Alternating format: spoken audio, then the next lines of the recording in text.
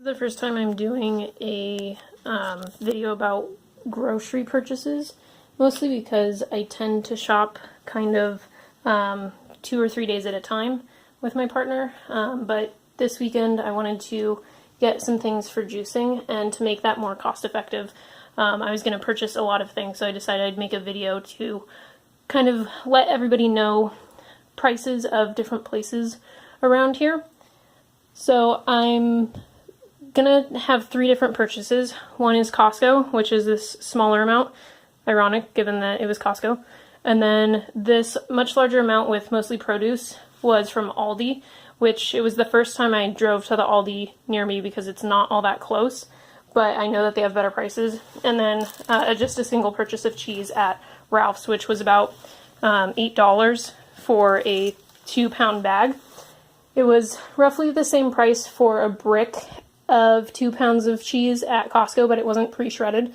So when I count that I don't really want to put in all that work when I know I can get it almost the same price at Ralph's, I just made that purchase. So from Aldi, there's tortillas, which is for kind of making some burritos with some veggies, or quesadillas with the cheese.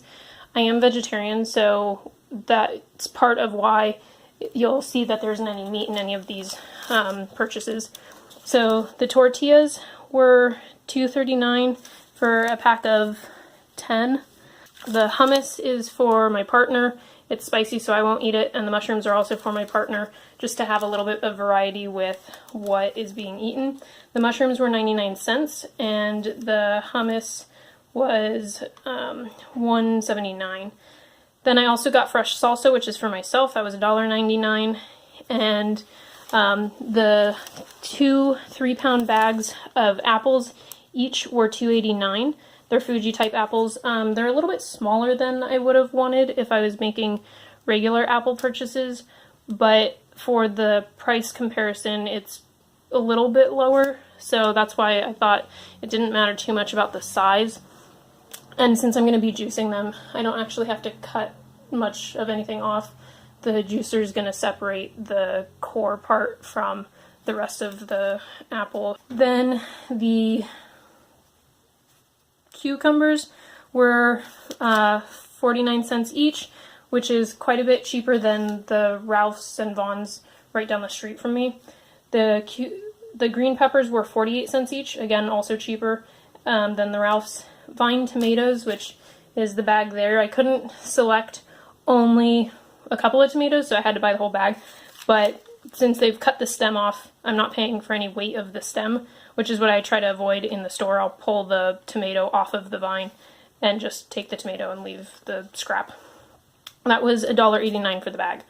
Then the pears were $2.89, and they're actually pretty good size pears. Was hard to tell if all of them are ripe, but those will be juiced, so it probably won't matter quite as much. The mango was 77 cents, probably because it was per pound rather than each. The pineapples were 99 cents each, which compared to Costco, they were $2.99 each. They're almost the same size. The ones at Costco were a little bit bigger, but these ones I know are definitely ripe.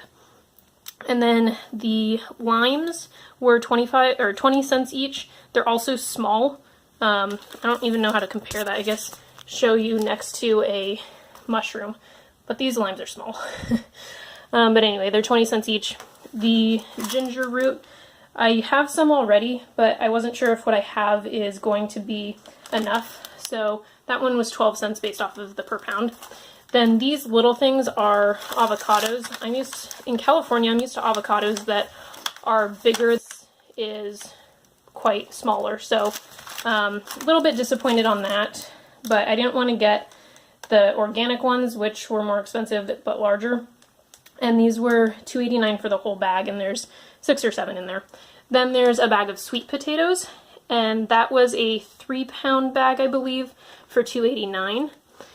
Then a bag of spinach, which was a little bit more than a cluster or, like a bunch at Ralph's.